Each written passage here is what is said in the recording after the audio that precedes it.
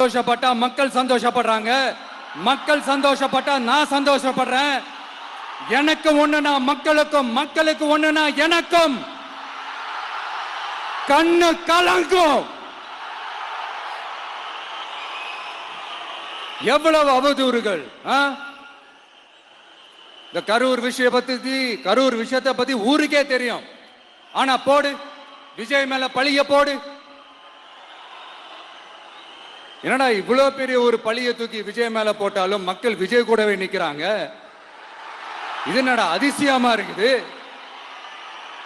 அப்படின்ட்டு அது ட்ரை பண்ணி பார்த்தாங்க. அந்த மக்கள் கிட்ட எடுபடல. சரி, அடுத்து வேற என்ன பண்ணலாம்? முடக்கு. ஜனநாயகனா முடக்கு. படத்தை முடக்குனா கொஞ்சம் பையன் கொஞ்சம் டிஸ்டர்ப் ஆயிடுவான்.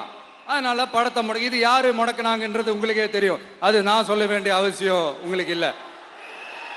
ஆனா இவனாடா இவன் படத்தை முடக்கினாலும் அவன் பாட்டுக்கு அதை கண்டுக்காம அவன் பாட்டுக்கு வேலையை பார்த்துட்டு போயிட்டே இருக்கான்.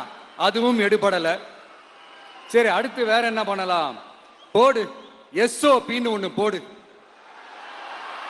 விஜய்க்கு மட்டும் தனியா ரூல்ஸ், தனியா ரெகுலேஷன்ஸ், தனியா கண்டிஷன்ஸ். அவனுக்கு மட்டும் போடு. மற்ற கட்சிகள்லாம் விடு, விஜய்க்கு மட்டும் தனி கண்டிஷன்ஸ் போடு. அவன் வெளியவே வரக்கூடாது, மக்களை சந்திக்கவே கூடாது. என்னாச்சு? அதுவும் எடுபடல. சரி, அடுத்து வேற என்ன பண்ணலாம்? நம்மளை சுத்தி இருக்கிறவங்களை வச்சு, அதாவது இத்தனை வருஷமா வெயிட் பண்ணி இப்போ எலெக்ஷனுக்கு 30 நாளைக்கு முன்னாடி கரெக்டா அந்த டைம் பார்த்து ஒரு அவதூறு பரப்ப வேண்டியது. அது என்னன்னு உங்களுக்கே தெரியும். அதுவும் மக்கள் கிட்ட எடுபடல.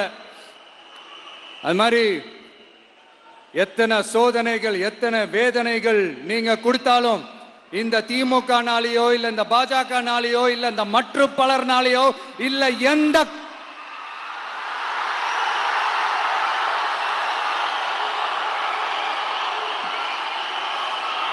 வேற யாராலையும் என்ன மக்கள் கிட்ட இருந்து பிரிக்க